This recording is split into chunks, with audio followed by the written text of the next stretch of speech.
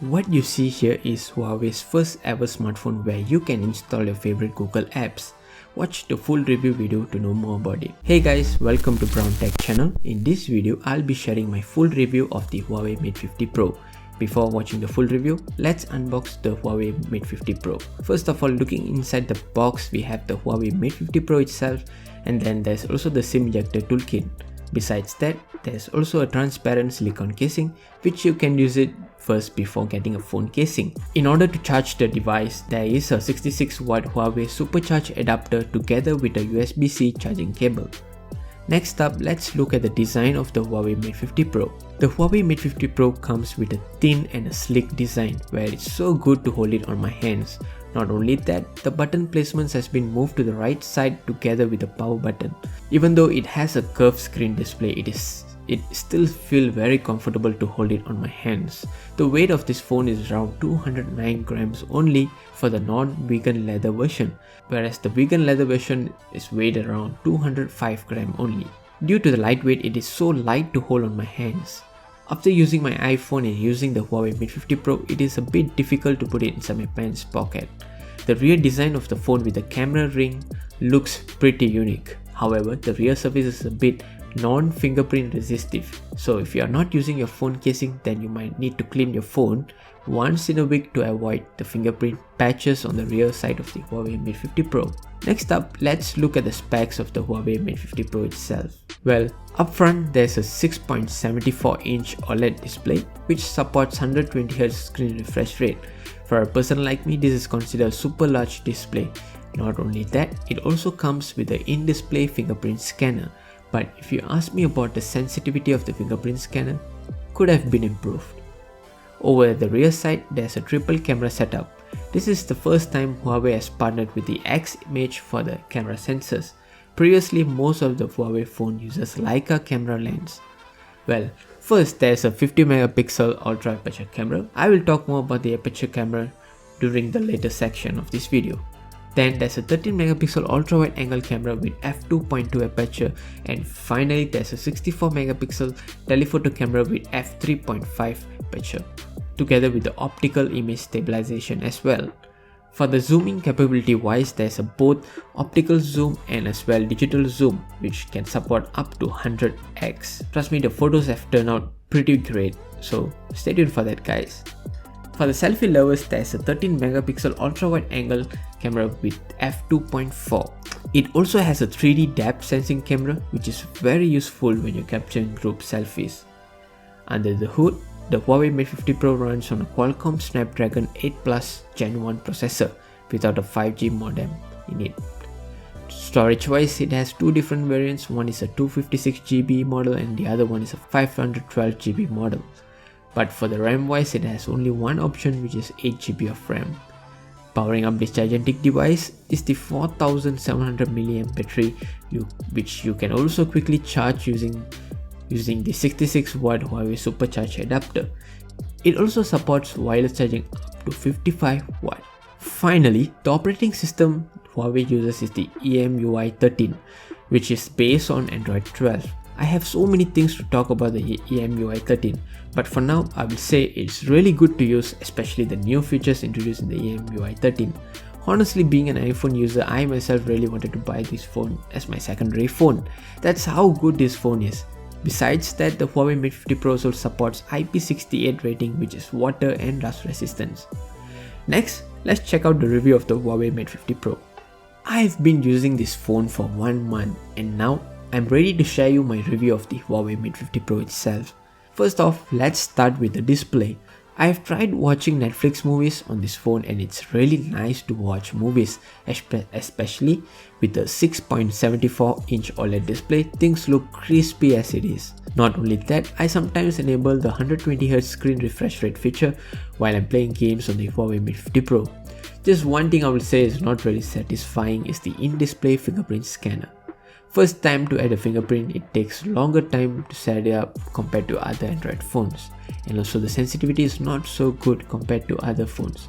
Besides that, if you purchase the vegan leather version, then you will have the Kunlun glass where it's the first ever 5-star glass drop resistance certified from Switzerland's SGS.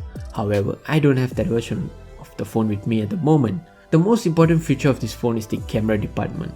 As I mentioned previously, this phone uses a camera sensors from Xmage.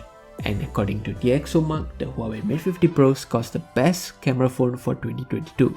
So this made me curious to try out the Huawei Mate 50 Pro, and after trying all the cameras, I can confidently say that this is the best camera smartphone of the year. Well, first, did you know that the Huawei Mate 50 Pro has a mechanical aperture where you can control from f1.4 to f4.0? If you're a professional photographer, perhaps you will use this mechanical aperture. I have taken good photos using the 50 megapixel ultra aperture camera and the photos turn out pretty real good. Take a look at the sample photos here.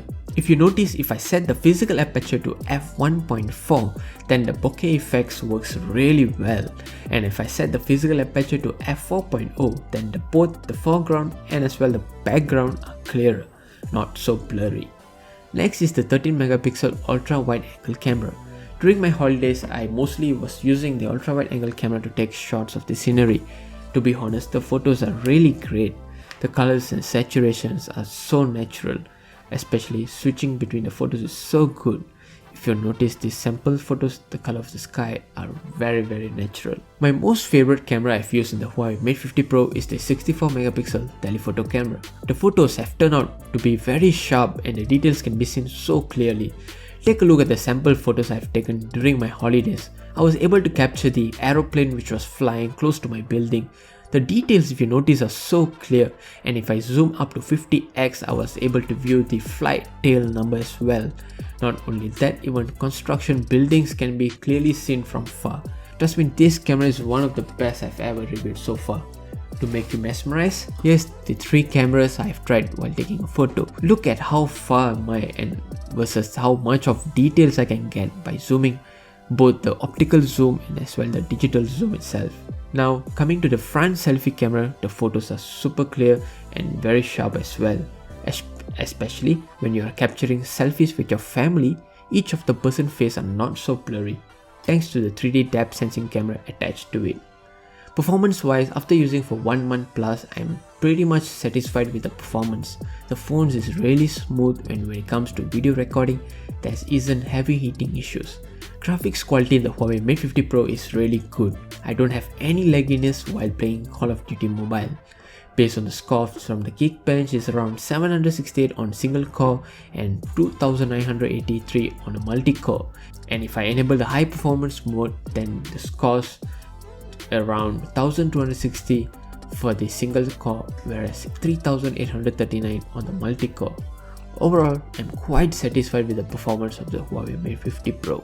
The crucial segment in this video is the battery itself. How good is the battery life in the Huawei Mate 50 Pro? I've been using the phone all day as my secondary phone. Throughout the day, my battery still left around 60 to 55% with all the apps open and brightness set to max level.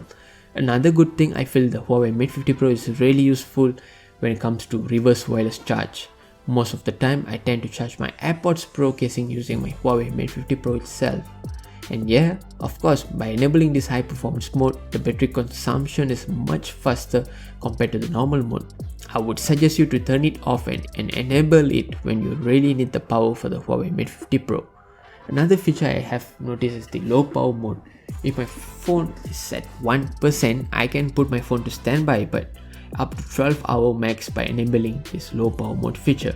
To talk about the operating system, Huawei has upgraded the operating system to use their newest EMUI 13. During the launch event of the Huawei Mate 50 Pro, I didn't have any expectations on the EMUI 13 since it's not using your Android operating system. But after trying the EMUI 13 operating system, I can easily say that it is really user-friendly to use. Huawei has introduced a new feature called Smart Service Widget. Well, I can simply swipe up from any of the app icon and enable it from the widget with different sizes. Not only that, I'll also able to organize my home screen folders by using the adjustable screen smart folder feature. Probably the only cons I can see is that the Huawei app gallery comes with tons of ads, and most of the apps which are not available in the app gallery downloads from third-party websites. This seems to me not really safe to install the APK though. Apart from that, there are a lot of Huawei's bloatware app included in the phone, which I find it not useful at all. But nothing to worry, with the Huawei Mate 50 Pro I'm able to install all my favorite Google apps with the simple steps. Well, all I need to do is go to the app gallery and search for the Lighthouse app. Next, install the app and add your Gmail sign-in credentials.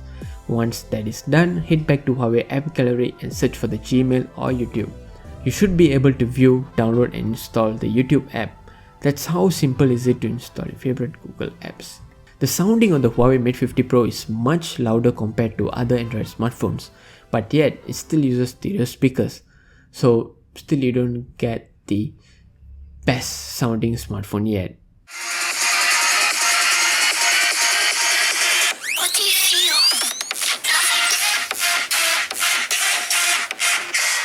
The Huawei Mate 50 Pro starts from 4,499 ringgit for the 256GB variant, whereas the weekend lighter version, which is 512GB model, is priced at 5,299 ringgit. In total, there are 3 colors to choose from. The one I'm using is the silver model.